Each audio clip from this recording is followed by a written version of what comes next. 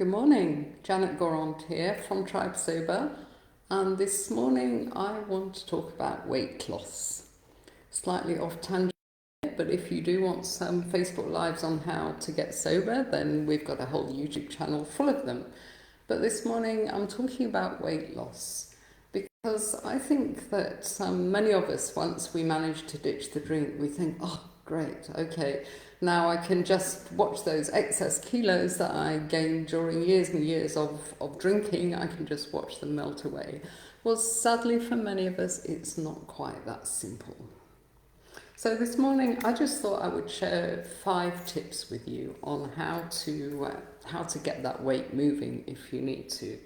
Because as those of you that are members know that we recommend a 2-step approach. We like to support you through not only giving up the drink, but also thriving in your alcohol-free life. And I think it's hard to thrive in life unless we're fit and healthy and we feel happy with our weights. You know, the pressure, I don't think it's as great as it used to be on being thin, but we all need to feel fit and happy in our skin, as the French say.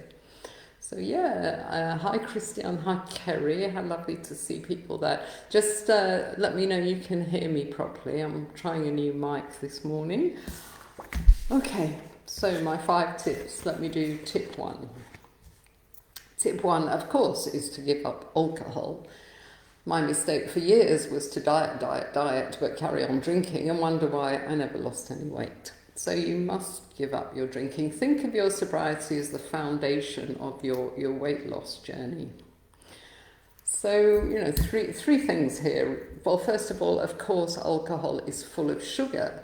I found it helped me to think that a glass of wine was like a slice of cake. I would never sit around, eating 6 slices of cake while I was watching a movie, but I would quite easily swallow a bottle of wine without a second thought. Oh, thank you, Christiane, you can hear me, yay. Okay, so alcohol full of sugar, and also I think it encourages you to snack, doesn't it? I know that after a couple of glasses of wine I would have thoughts, that subconscious mind again, isn't it? I would be thinking things like, oh, I'm not fat, let's go and grab a plate of chips and nuts and enjoy myself. So yeah, I think it encourages you to snack because it just saps away your willpower, doesn't it? And the third thing is, of course, I'm always saying this, but alcohol is a toxin and your body wants to keep you alive. Your body doesn't care if you're fat or if you're thin, but your body wants to keep you alive.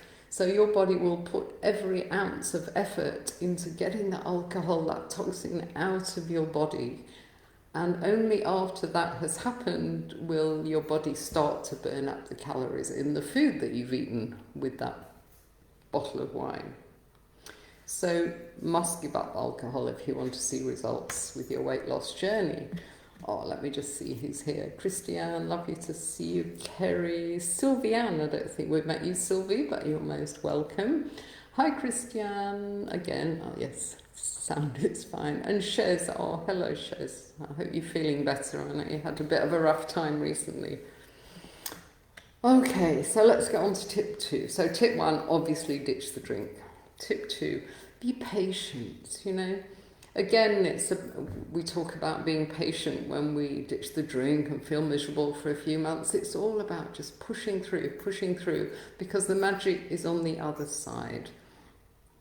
If you've been drinking for years, your system is going to be really messed up. Your hormones will be all over the place. I mean, I drank myself stupid all the way through menopause, and I'm sure I suffered a lot more than I would have to. And your system's messed up, your hormones, your blood pressure's all over the place, far too high probably, your liver function, liver stiffness is not good, and of course the metabolism. So it's going to take time for your body to recalibrate and to get back into balance. You've got to give it a fighting chance. Let's just think about the dopamine for a moment. We're always talking about the dopamine, aren't we? Dopamine is a hormone, a natural hormone. And when we've been relying on alcohol for years to make us feel good, relying on that chemical high, our bodies get lazy. Our bodies think, oh, well, she's got that chemical stuff, to make her feel good. We don't have to do any work. So when we stop drinking, our dopamine receptors are still in a deep sleep because they're not used to working hard. And we have to give them time to come back into action. And that actually can take a year. It can even take a bit longer. And that's tough, I know it's hard to keep going. I certainly nearly gave up during this period, but you have to hang in there. And not only, will you start to feel happy again, but you'll start to lose weight, which is a double bonus for you. So the dopamine is a classic example of one of the hormones, and that's just one of the many hormones. So, just give it a chance. And if anybody's listened to this morning's podcast, actually, Claire Pooley talks about The Wall and her bunny blog, and it's brilliant. So number 3, now this is a bit of a no-brainer, and I feel a bit bad talking about this because I know that we've got a lot of extremely fit people in our tribe. But if you're not into exercise yet, then you must get moving. You need to get outside, walk, run, whatever, for at least an hour a day. I mean, get one of these Fitbit thingies, they're great. You can make sure that you always get your 10,000 steps in. And what I've done to kind of boost my exercise regime is I've got one of these mini trampolines. There's loads of health benefits from bouncing up and down on a trampoline. I mean, it sounds crazy, but there are. Just Google it and you'll see what they are. So what I do, because I spend hours on my computer, is I set my phone on a timer, and every hour I just get up and I bounce, 5 minutes, maybe 10. And not only does it kind of, make me feel better and correct the posture a bit, but it gets the lymph moving, it helps the system get back into balance, and it counteracts the damage that sitting is causing, because after all, sitting is the new smoking. So get a trampoline, and the extra bonus is every time you bounce, it counts as a step on your trampoline, on your Fitbit. Okay, tip 4. Now, tip 4, don't snack on sweets. When we first give up drinking, we miss the sweetness in alcohol. So the easiest thing, of course, is to just grab a bar of chocolate and you get a quick kind of fix. But the trouble is, obviously, sugar is just as addictive as alcohol, and then you'll end up with another bad habit to counteract. So we've kind of switched our advice on this a little bit. I know we used to say, just, focus on the booze, eat what you want and sort that out later. But since I interviewed this amazing lady called Mary Ann Shearer, who was on episode 31 of our Tribe Sober podcast, since I interviewed her, our advice has changed. And we now say rely on fresh fruit instead, because those cravings arise because your cells are craving out for glucose. And the best way to satiate them is to eat fresh fruit. So, eat. Mary Ann, I mean, you must listen to the podcast, it's brilliant. But Mary Ann says, wake up in the morning before you have anything else, just eat loads and loads of fruit. She said, eat a box of mangoes if necessary. What I do is I have a huge bowl of fruit because I think it's good for you anyway. And I just buy lots of this kind of fresh fruit from Woolies that's already prepared, and I make a massive bowl of it. So start the day with a huge bowl of fruit, and then every time you get a craving for alcohol, grab some more. So just lots of fresh fruit. And the interesting thing is, and the way that you can tell it's really working and having an effect on those cells, is that after a few months of this, you'll find that fruit will begin to taste really sweet, and I'm certainly at that stage after my fruit breakfast. Sometimes I can't finish the bowl and it really tastes very sweet. So that's a great tip. and the best way of all to deal with cravings. Okay, now tip 5. This is the big one. The big one here. Tip 5 is intermittent fasting. So as I said at the beginning, when we go alcohol free, we can't expect just to sit around and watch those kilos melt away. We're always talking about doing the work, aren't we, when we need to stop drinking? Well, I think we need to do a bit more work, don't we, when we're trying to lose weight. So I think the best thing to do is to try some intermittent fasting, and I really believe that that will kickstart your weight loss. So I mean, intermittent fasting is currently one of the world's most popular health and fitness trends, and people all over the world are using it to lose weight, to improve their health, and also to simplify their lifestyle. So it's quite an interesting lifestyle trend, I think, because we're all about decluttering and simplifying, aren't we? So why not simplify our eating as well? I mean, I always think, we spend far too much time preparing meals and clearing up after meals, and these I know I'm way beyond that stage now, but certainly, when you've got children and you spend an awful lot of time, preparing those meals. So there's a real reason just to simplify. Because this trend has been around for quite a long time now, the scientists are researching into it, and they've found some really interesting things. They found that it can have very powerful effects on your body and on your brain, and it can help you live longer. So those of us that are getting on a bit are very interested in that side. So let me carry on. Excuse me while I shuffle my notes. I've got so much to say on this. How long have I been talking? Oh gosh, 12 minutes. I'll try not to go on too long, but it's pretty exciting, and I'm happy to share all this with you. So what is intermittent fasting? If you haven't heard about it yet, let me take you back to basics. It is quite simply about restricting food during certain periods of the day. Now, there's many variations. You can choose, you can have 2 days of fasting per week, or you might want to do the, what do they call it, the 16-8. That's what I do. And I'll talk about my experience with booze and the weight towards the end of this. But 16-8 means that you have an eating window, as they call it, of 8 hours a day. So you can actually pretty much eat what you want during that time, within reason, obviously. And then the rest of the time you're not eating. So let's think about this a bit. Now, back in the Stone Age, I mean, our ancestors, well, they didn't have fridges, didn't they? They didn't have Woolies to pop to every 5 minutes. They just did not have food available. They would go out and kill their animal, and they would probably eat themselves stupid, and then they'd have nothing, possibly for days. So our bodies have evolved to manage for quite a long time without food. Admittedly, we need water, but without food, surprisingly, we can manage. And I've done a couple of long fasts, which I'll talk about later. But it's amazing how your hunger goes and you're just not interested in food. So think back, there was our ancestors, and I'm sure they were slim and fit and whatever.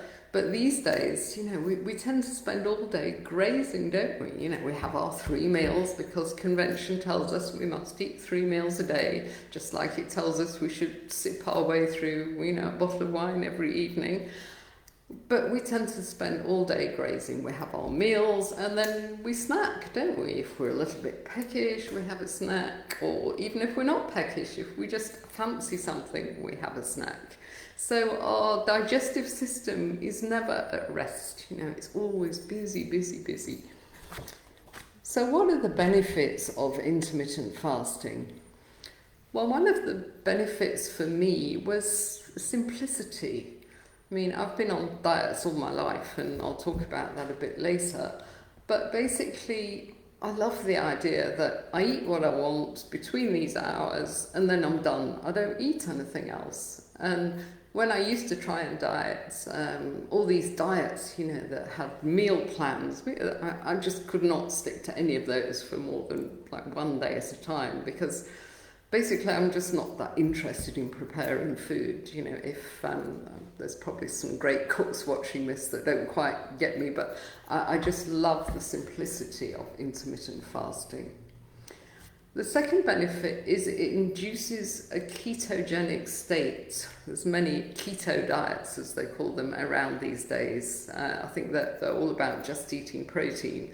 But doing it intermittent fasting also induces this ketogenic state. And what that means is that your body switches from fat storage to fat burning, which of course is desirable if you're trying to lose weight. Now, the really exciting bit for me is that it helps us as ex-drinkers. We've done a lot of damage to our bodies, to our gut especially. It helps us to heal our bodies. Digesting food is hard work. You know, when you have a massive meal, especially if it's with alcohol, you feel exhausted afterwards for hours, you know, because your body's working so hard on all this stuff that you've sent down. So there's my new word of the day is autophagy. I hope I'm saying this right. But autophagy, I'll spell it for you, AUTOPHAGY. It'd be great if someone can type that in the comments. But what happens is that because we're relieving our digestive system of all this hard work, we're allowing it to do some autophagy. And what autophagy is all about is it's about getting rid of toxins and repairing damaged cells and tissues.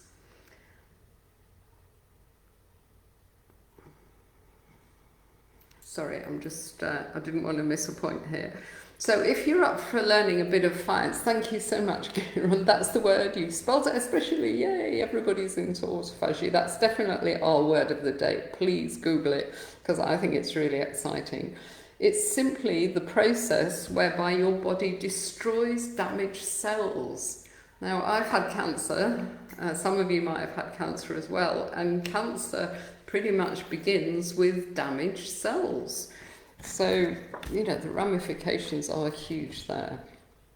So let's carry on with the benefits. That's why I've got so many notes. There's so many benefits.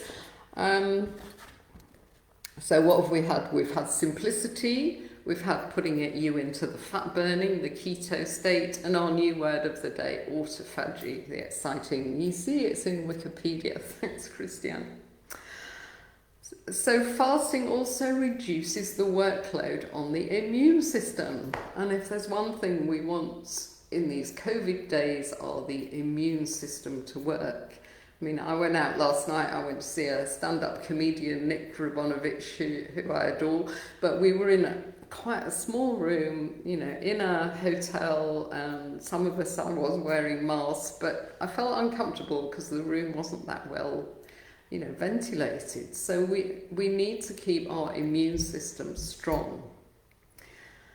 And our bodies treat alcohol especially as a disease, so it means that our inflammation, our immune system is all fired up to fight this disease, which gives us chronic inflammation. So when we stop drinking, we've still got chronic inflammation, and we need to give our bodies time to heal, to get rid of this. And intermittent fasting will expedite that process. It will help our immune systems to normalize. And finally, the last benefit I've got, number 5, is it cleanses our liver, kidneys, colon, and also diminishes water retention. And I always had a lot of water retention, and you know, that's all gone. So that's the benefits. I hope you're convinced. You're probably all reading about autophagy now, and nobody's listening to me, but I shall carry on regardless. I'm so glad I've got you into the autophagy learning process. So how do we do it? Let's talk about that. Well, the first thing you need to do is pick your eating window. The most popular one is the one that I do, 16/8. Most people, I'll talk to you about my routine later, but most people have no breakfast. They can have black coffee at breakfast. They have lunch at 1 o'clock, have what they want in the afternoon, and then they have dinner at 7, and then that's it, no more eating. Does anybody do intermittent fasting already? Just if you do, put it in the comments and tell me your window. So let's think about what happens. Well, yes, you get hunger pangs. And, but us as ex-drinkers, we're used to dealing with discomfort like that, aren't we? We're used to being comfortable with being uncomfortable. So it's a matter of putting up with those simply. And they pass, just like the drink cravings passed. And after a few weeks, they'll definitely reduce. So I would say, you must drink lots of water while you're doing this, but also you can drink tea, herbal teas, black tea and black coffee. So you'll find a way to deal with the hunger pangs, and I promise they reduce. I hardly get any these days. Now, exercise, I know I've already mentioned this, but just a word about exercising when you're in a fasted state. It's absolutely brilliant because the body's got nothing to digest, so it goes straight to fat burning. So if you want to double your exercise results, then double when you've been fasting. So if you're doing the most common one, which is that black coffee in the morning and then nothing till lunchtime, just go out running or walking first thing in the morning. Now let me just have a look at these fasting people. Yeah, that's really interesting. So we'll talk about that a little bit later. I used to fast, Clive. Okay, well, I'll be asking you to tell us more about that. Now Jenny does a long one, only eat from... Oh, that's really interesting. That was when I let myself eat. Okay, well, I'm really glad that you've experimented with it already, guys, because it just shows, doesn't it, that this is a global trend, because, Christianity in Germany, and people are trying this. People are quite open, I think, to something different. So I thought I would finish off just by telling you about my experience with weight loss and sobriety. I mean, I've been pretty much dieting all my life. When I grew up in the UK, many, many years ago, when I was a teenager, we all wanted to look like Twiggy. Now, some of you might not even know who she is. You can Google her as well. But she was probably one of the very first supermodels. She was a Brit. And she was 15 years old, and she was tiny, she was like a stick insect. That's why we called her Twiggy. And we all wanted to look like Twiggy, of course we did. So in my 20s, my late teens and 20s, still striving to be Twiggy, I just used to live on white wine and cigarettes. But guess what? It didn't work. I still didn't look like Twiggy. From my 30s onwards, by that time I was a mum, so I had to get a bit more sensible. So I started eating relatively healthy and exercising, but always I would drink my bottle of wine because I was in denial about the fact that this was bad for me and not helping me to lose weight. Now, I was never hugely overweight, but I always had, 2 or 3 kilos that used to annoy me. I always wanted to get into tighter jeans, etc. So my experience with sobriety and weight loss. Well, when I gave up drinking, absolutely nothing happened. So I thought, oh, well, never mind. I feel great. So let's just forget about the weight loss.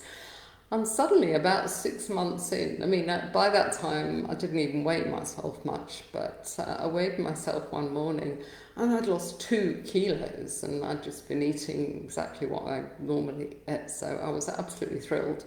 And that 2 kilos never came back. So that took me 6 months, and I'm convinced that in those 6 months my metabolism got back to normal, got back to how it should be. I always used to say, oh, I've got a slow metabolism, but well, I was doing everything I could to slow it down. So my metabolism corrected itself. And now my experience of fasting, well, my very first experience of fasting was quite funny actually. I was 25 years old, living in the UK, and a friend of mine dragged me off to this health farm, we used to call it these days. So this was a friend who also wanted to look like Twiggy, and she said, "Oh, let's go to this place and we can fast and we'll lose loads of weight." So we went for 2 weeks and we did a 10-day fast just on, we just had hot water and lemon, a slice of lemon in it, and that's all we had for 10 days. And obviously we were starving, hungry, but the really funny thing about this story is that there was a smoking room, there was this massive smoking room in the middle of the health farm, hilarious. Everybody used to smoke, and of course the smoking helped with the hunger pangs. So, I mean, madness. But obviously I lost piles of weight, you know, at least 3 or 4 kilos. But obviously I got outside, and even though I tried to eat next to nothing, it came back, you know, a month later I was back to the original weight. But that was my first experiment with fasting. So I did learn that you can, you know, go for 2 weeks without food basically, and you're not going to collapse. So let's more on me and fasting. Since I moved to South Africa, I've always gone away to, we've got a lovely hydro here in the Western Cape called Stellenbosch Hydro, and I go there every year and I do a week of fasting.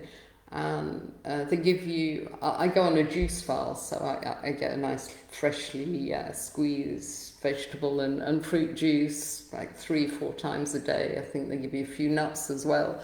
So, you know, it's not quite as extreme as my first experiment, and I certainly don't smoke. And I always feel fantastic at the end of it. And I used to, you know, always lose a couple of kilos, and I would manage to keep that off for most of the year, but gradually it would build up and then I would go back again and lose it. So I had my 2 kilos on, off. But I always felt amazing afterwards, and my mind would really kind of be on fire. And this was still in the drinking days I was doing this, because I used to treat my time at Stellenbosch as rehab. I used to think, okay, I'll go not have a drink for a week, and then I'll know that I'm not an alcoholic. Ha ha ha. That's another story. So about a year ago, I started the intermittent fasting, and within a few weeks, I lost that 2 kilos, the one that I always used to lose at Hydro. So I lost 2 kilos, and it's never come back. So I thought I would just round this off by talking to you about the benefits of intermittent fasting for me. I mean, everybody's journey is personal in the weight loss, just as it is with alcohol. But my personal benefits, I just love the simplicity. As I said, you know, I'm not a kind of cook, and I'm not that interested in all the food things. So it irritates me when there's hours involved preparing food and clearing up after it. So I love the simplicity. Now my routine is that I wake up early and I have a big breakfast actually. I have my great big bowl of fruit, and then I snack in the morning if I want to, but I'm not often hungry, and then I usually have quite a big lunch. And then at 2 o'clock I stop eating, and that's it. So that's my kind of 18 hours off from 2 p.m. to 7 a.m. the next morning.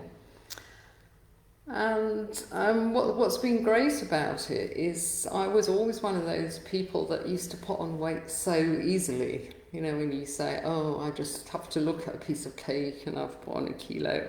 That was me, you know. But since I've been doing this, you know, I feel like my metabolism's really changed. And during my eating window, I've even experimented with this just for fun. And I've tried eating lots and lots of food, and crazy food and really bad food, and nothing happens. My weight doesn't change. And even occasionally, you know, if I'm away or doing something different, I don't do the intermittent fasting, nothing happens. So I think that through this intermittent fasting, and of course because I don't drink alcohol, I think my metabolism is back to how it should be. So that's a great benefit for me. And of course, I've got lots of energy and I feel great and I feel very creative and, no complaints on that side. So just to summarize, wow, 30 minutes. These things are getting longer and longer. I always think back to how Lynette and I were worried that we'd never be able to talk for 10 minutes, and now we can't seem to shut up. So let me end now. So kickstart your weight loss by ditching the drink, no brainer. Being patient, it's a slog. I won't deny it. For most of us, it's a bit of a slog for that first year, but just keep at it, and your metabolism will normalize. Your immune system will become strong again, and everything will be awesome. Number 3, get moving. Of course, that's a very obvious way, isn't it, to get everything moving again in your system that you've messed up because of all those years of drinking. When you get a craving for alcohol, don't snack on sweets, get out the fresh fruit. And do listen to that episode with Marianne Shearer, because she'll give you the science behind all that. And last but not least, of course, try the intermittent fasting. Now, if you'd like some support, some personal support and a personal plan to get you through this intermittent fasting, or to get you started, then have a look at our nutritionist, because we've got a nutritionist, Tom, and he's just published a guest blog on our website. So if you go to tribesober.com, click on inspiration, click on guest blogs, you'll find it there. So he's written a blog on this subject, and if you're a member of Tribe Sober, then you'll get a 25% discount on a Zoom consult with Tom. And he's great, he's a Brit, he's a compatriot of mine. So please check him out. If you're a member and you click on the nutrition icon, you'll find more about him there. So that's a tip, if you want someone to help you get started and really guide you through it and keep you motivated, check out Tom. So I think that's it, and I'm going to be quiet now, but I want to read your comments first before I go away. Whoops. Okay, so Sylviane, hi, we said hi. Shares. Anne Moray, hello there. Oh, someone from Australia, that's exciting. What time is it in Australia? I would have thought you'd be asleep, but I always get confused with these time zones. Natasha, hi, from Jersey, lovely to see you. Looking forward to seeing you at the Zoom Cafe. Oh, here's Shay from Australia. What does she say? She drank daily for 20 years, got to 2 bottles of wine nightly. Oof, not good. So you gave up 96 days ago. Well done, Shay. That is absolutely amazing. Very impressive. You must tell us how you did that. You've only lost 3 kgs. Well, what do you mean only? I mean, that's pretty impressive. So you're going to lose more. And if you do this intermittent fasting thing, you can kickstart it and lose it quicker. So yeah, Shay, you should... we have a Zoom cafe every Saturday afternoon. Although you really might be asleep then, but anyway, if you want to join, just direct message me, and please check out our membership. We have got some Australian members, and we'd love to welcome you to our tribe. Hello, Irene, lovely to see you there. Yeah, Shez has drank for more than 20 years. Oh, wow, but Shez lost 17 kgs, that's brilliant. And Nicole, who I interviewed in last week's podcast, she lost 10 kgs. It really works. Yeah, Christiane's struggling with the running. Have you got a trampoline, Christiane? You could have fun on. Get a big trampoline and you can bounce on it. It really is fun. Autophagy, good. Now you're reading about the joys of autophagy. I've actually got a friend who's a scientist, and he's working on inventing a device that will measure the rate of our autophagy. I mean, that would be so cool. So I'll let you know if that ever gets produced. So Christian tries 12. Yeah, well, just 12 hours of letting our system rest is is helpful. So you start work at 8 and at, gosh, that's a lot of work. Yeah, I know what you mean, Christian, but maybe try it. Where's Clive? I can't scroll down here. Oh, New Zealand, how wonderful. Hello, Cheryl. Please check out our membership. We'd love to have you in our tribe. We've got a few Aussies, but we haven't got any Kiwis yet. So thanks for tuning in, Cheryl. Yeah, Christian's going to think about it. Okay, well, I've been chatting for 35 minutes. That's far too long. I am going to go away, but thank you all. And please listen to this morning's podcast, because I think it's one of the best interviews that we've got on there. And it's the fabulous Claire Pooley, and she gives away some amazing tips. And actually, just the last thing before I go, her best tip, in my opinion, is in her early sobriety, she used to literally go to bed at 7 p.m. when her children went to bed, just to avoid that evening period when she was so tempted to drink, because that's what she'd been doing for 20 years. So she would go to bed at 7 p.m, wake up at 5 a.m. feeling fantastic. So that sits very nicely with the intermittent fasting, you see. If you don't eat from 2 p.m. like me, or if you have your meal at 6, 7 and then nothing else, go to bed. Claire used to watch a movie or read a book, and it got her through those first few difficult months, and she's lost loads of weight as well. Right, I really am going now, so I look forward to seeing some of you at the Zoom Cafe at 4:30 South African time.